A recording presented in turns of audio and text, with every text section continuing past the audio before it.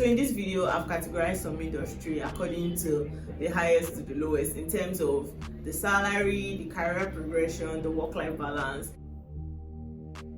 If you're a recent graduate currently looking for a job in Nigeria, you're looking to change jobs, you're probably going to be wondering, okay, what kind of salaries can I expect to receive? What are the career development opportunities? What are the career progressions like? And what's the work-life balance of the company like? So the industries that we'll be considering in today's video is the banking industry, the oil and gas, telco, FMCG, and professional services.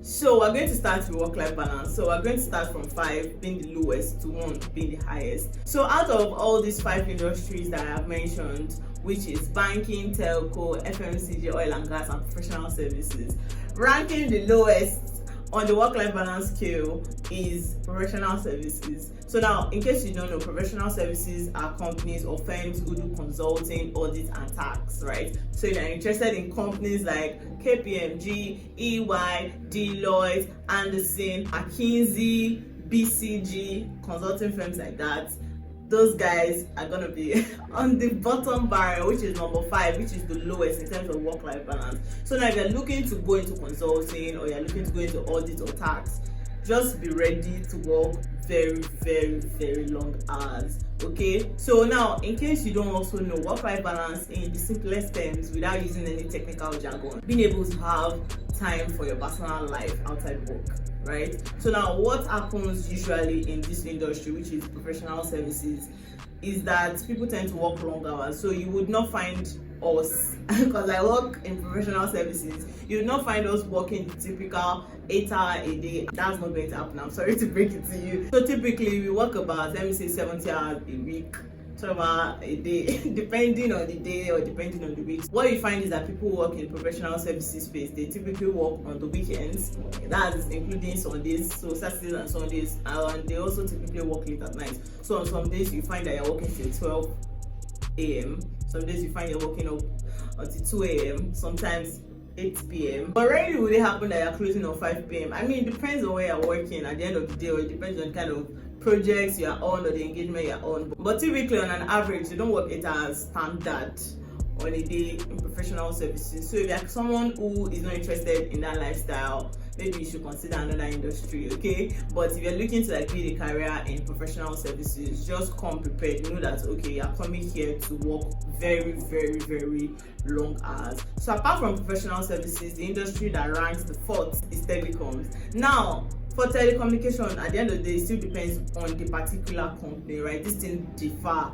But particularly for telecoms, I remember when I was doing my research on Glassdoor, I was constantly seeing that they work very, very, very long hours as well. Although I don't think the hours is as long as people work in professional services, but from what I gathered from my research is that they also work very, very long hours. Particularly MTN was the one that stood out to me when I was reading the reviews and people's feedback on Glassdoor. They were particularly complaining about MTN that, okay, the hours are really, really, really long and they don't really have work-life balance. So now the next industry we land on the 3rd is oil and gas. Now from my research online as well, I saw that a couple of people had dropped some reviews and saying that, okay, they actually work long hours, but they also specified that it depends on the role that you're working in, that there are some positions in the oil and gas industry that you don't necessarily need to work long hours, but they specify that, okay, there are some roles, especially those roles that take shifts, that they are more likely to work longer hours. That is the industry ranking the 3rd. Now ranking the 2nd, we have the banking industry. Now, particularly my own experience when I was in the banking industry, which was not for very long, I think about 8 months, it was a very, very sweet experience. Because once it is 5, my laptop is closed and that is the end for the day. I go to my house. Work doesn't start until 8 a.m. the next day, okay? So what you find is that usually people in entry-level roles in banks, they do not work long hours at all, because what you even find is that most of them don't even take their laptop home. They use the laptop at work. So what you find is that you work the standard 8 hours per day. Now, I should also put a caveat that this also depends on your role and the seniority in the organization. Again, all of these things differ depending on the role, the company, or the industry. But specifically for when I was working in the bank, I'm sorry, I was working 8 hours. And I also have other friends who I know work in the bank as well. 5 p.m.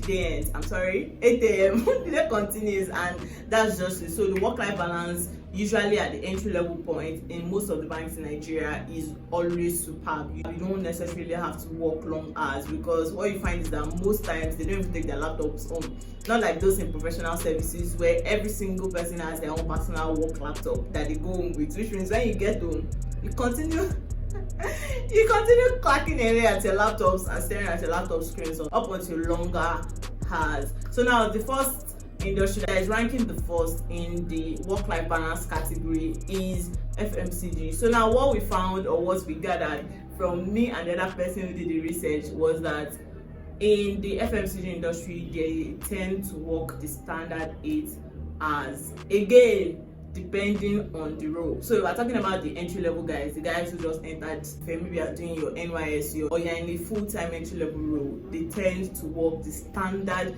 8 hours a day and 40 hours a week. So now just to reiterate, we said that professional services is ranking the 5th, telecoms is ranking the 4th, oil and gas the 3rd, banking industry the 4th, and then FMCG the 1st. Now I'm even tempted to switch banking to be the 1st, because I promise you those guys typically do not work long hours.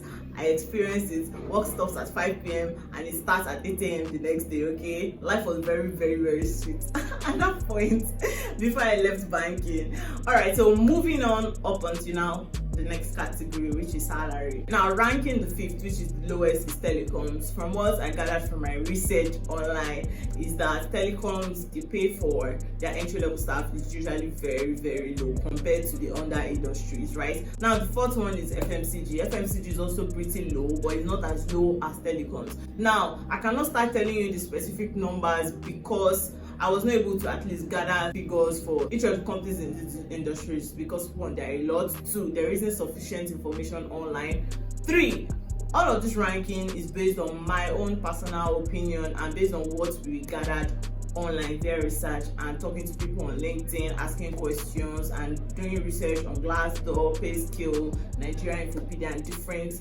online websites like that. Apart from FMCG ranking the 1st, the 3rd one is banking. Now banking and professional services, they are almost literally actually on the same level, to be quite honest with you, because what we found is that usually the pay for entry level staff in banking industry and professional services are usually very, very, very close, especially considering the fact that last year the banking industry did a pay review. Also professional services, most of them did pay review, so the difference are usually not that much, to be honest with you. And at the end of the day, it also still depends on the specific company in the industry. So I'm also tempted to maybe rank them on the same scale, but I would say that okay, banking should be 3rd, while professional services is the 2nd. Now the pay in professional services, which is coming in 2nd, is actually pretty rewarding considering the long hours that you work. Now at the end of the day, it still depends on the specific company that you're working for, but typically what you find is that the pay is actually not as bad as other industries. So now ranking the 1st, we all know, is oil and gas. It's oil and gas. So we have oil and gas industry ranking the 1st in terms of pay. From what we found online, we found that typically all of these international companies that operate in Nigeria is that they also pay very, very well, because what you find is that typically they want to kind of adopt the same pay policies that they have abroad in Nigeria. And one thing that I also found that was very suspicious is that people in oil and gas industry are very, very secretive about their pay, which is, that's fine. I mean, personal choice. But what I found is that they were not really willing to tell you, okay, this is how much I was making. There was someone I was speaking to and I was trying to just ask her that, okay, can she at least, it's okay if you don't want to tell me the specific number, but can you give me a range, right? Because I'm doing research for my YouTube channel, but she was not willing to speak, which is actually okay. You can go on the internet, go on Glassdoor, you get specific numbers or a range at least for each of these companies. Glassdoor is the place to be honest. Go and search for the company, the role, and you usually get an idea or a range of what to expect if you are looking to apply for these industries. Now going to the last category, which is career progression. Now career progression just basically means promotion. How often do you get promoted? What is the criteria to get promoted? Now what I found online was that a lot of these companies in these industries are not very transparent in terms of their career progression, right? What you find is that a lot of it is subjective, or a lot of it is dependent on who you know. Because even when I know, let me not even talk. Let me not even specify, right? But that's what you find in a lot of companies in Nigeria, and that's actually quite unfortunate, to be honest. But I can say for sure that there are some companies that are not like that. There are some industry that are not like that. Specifically, I know professional services, right? Usually your career progression is dependent on you as an individual. What's the input you are bringing to the table, right? Now, I can't speak for other industries really, because I've been hearing stories, horror stories about how your promotion or your career progression within these companies is dependent on who you know, which is not right? But unfortunately, that is the reality in this part of the world, right? So that has brought us to the end of today's video. Do not forget, if you have any questions that are relevant to the kind of videos I make on this channel, do not hesitate, drop them in the comment section. I'll respond to every single one of them as much as I can.